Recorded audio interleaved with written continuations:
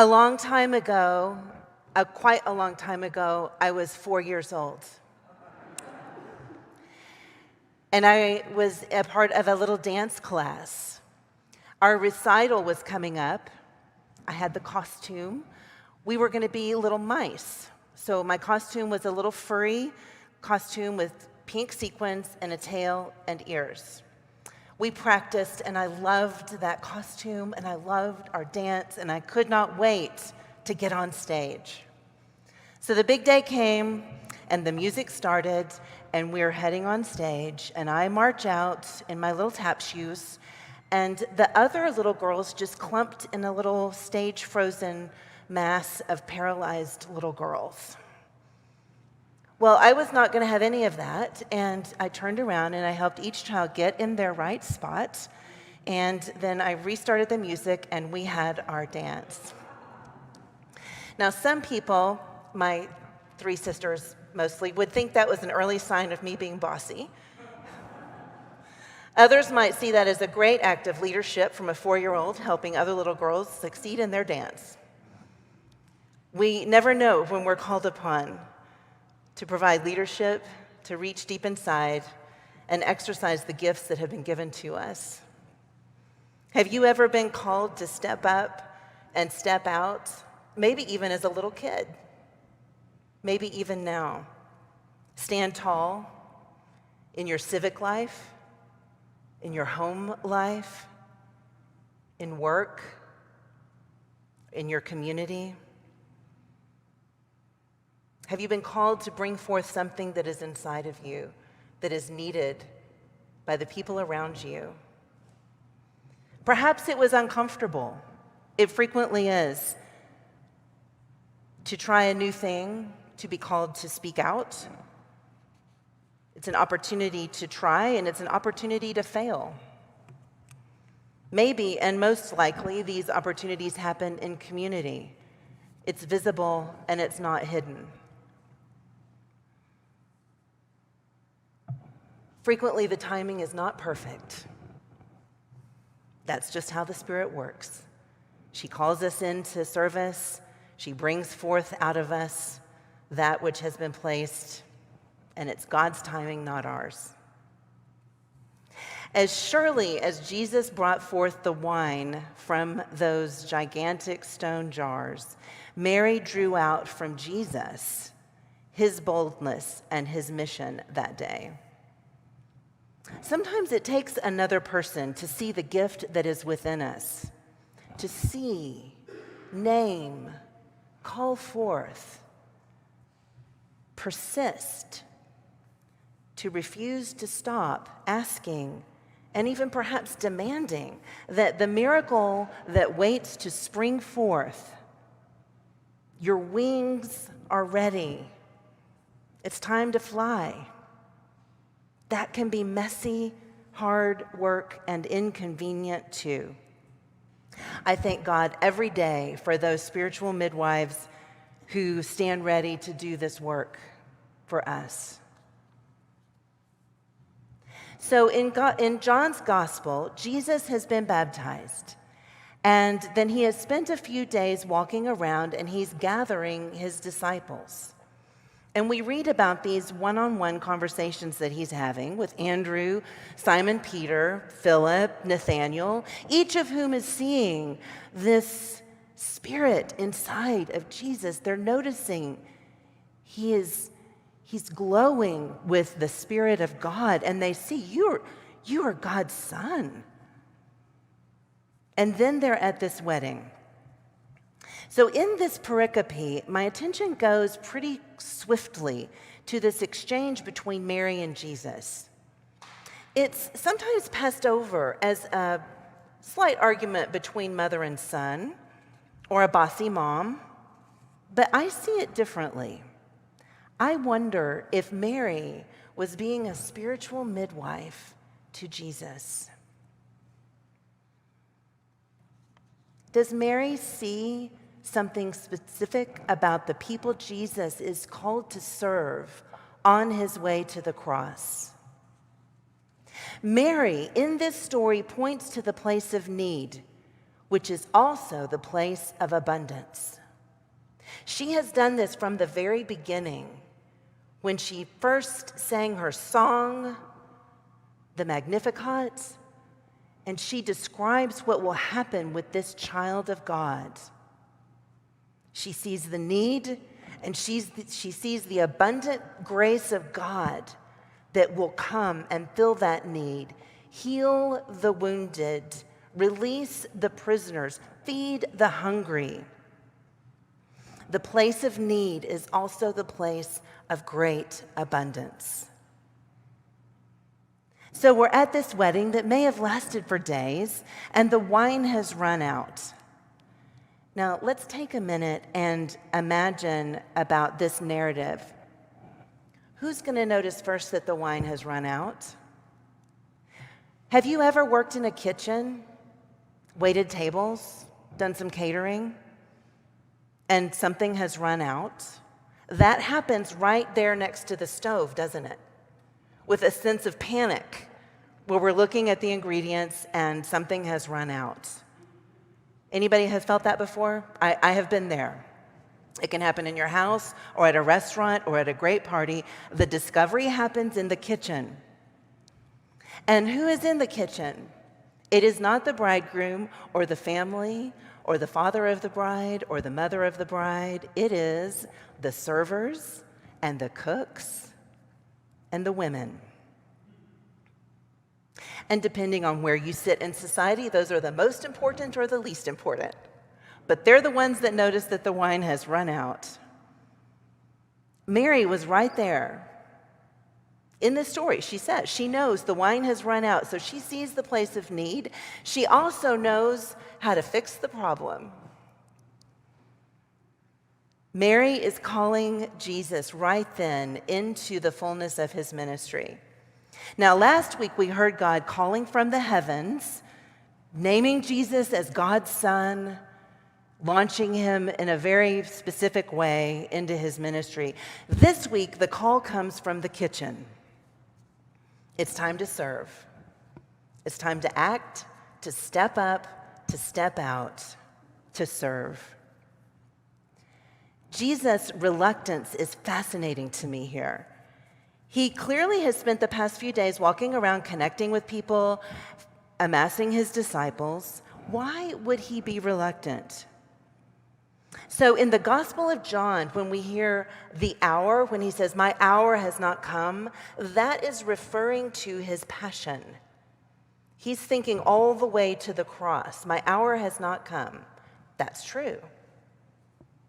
Mary is showing him very clearly and very distinctly, though, that he has some work to do between now and the time of his hour. The path to the cross, to his passion, is filled with service and feeding and healing, and doing so in places and in ways that might be uncomfortable from him. He was no doubt at a table drinking the wine with his friends. That's what he was doing when she said, "Jesus, we need some help." So he had to get up from that table and go into the kitchen, and she called him to bring forth an abundance that would fill that need. It was extravagant, and some might say wasteful. It was the best wine served at a time in the party where people had already been feasting. Was he irritated that she was calling him into action during a party? Who knows? Mary doesn't care. She says, "Get up and get at it." Mary midwifed the gifts that are a part of his spirit that rested within him, bringing forth the abundance that fed those people, nourished that community that was gathered right there around them. Not some abstract program that was happening far away.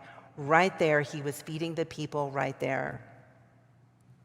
And that same spirit that poured into him and poured from him, that fed that community, is still pouring out today.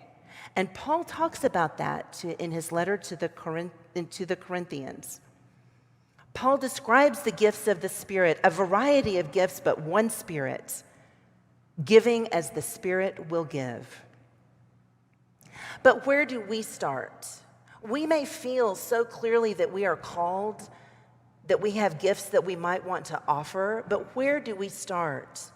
And right now in the world, it can be so incredibly overwhelming with so much that is going on. You kind of can name any big category of our common life, the environment, civic life, our family lives, the pandemic. I mean, the list goes on. Anybody else feeling a little bit paralyzed in the face of all that? I kind of am. A little bit tired, a little bit paralyzed. That's okay. That is okay. How do we begin? Listening for the gifts of the Spirit. Listen. Who is inviting you into service? I had a friend this week say that every ministry that he had engaged in this congregation had been because somebody invited him into it. And I don't know that he felt entirely ready every time. Who is calling you into service? Who is asking you for their attention or their love or for care? And then there's the idea of reach. We look at some people and think, oh, well, they've got a big reach. They can do big things. Who am I? I'm a small person doing small things. But I will tell you, most people have a pretty narrow radius. It's usually the length of our arms. Who's in front of you that needs to be served? Reach out to those whom God has placed in your life, wherever you are and whatever you do, whether it's a very big and important thing or whether you're 4 years old in a little dance class. We're called to reach out and take care of the people around us. I think Jesus was imagining that his time had not come because he was missing out on who was hungry right there in front of him. And Mary was saying, son, right here, right now is your call, is your service. That's not a bad place to start. And look around. Mary noticed what was going on. She could see a need and she could see the abundance. At one side, she had an empty pot of wine. And on the other side, she had, well, the Son of God. But most of us have other resources too. And she was able to connect that up and create abundance. And invite. Some of us are called to midwife the gifts of others, to listen and prayerfully, gently encourage and draw out something that we see in you, person next to us. This is careful, clear, and gentle work, requiring imagination to see the light of Christ in those around us.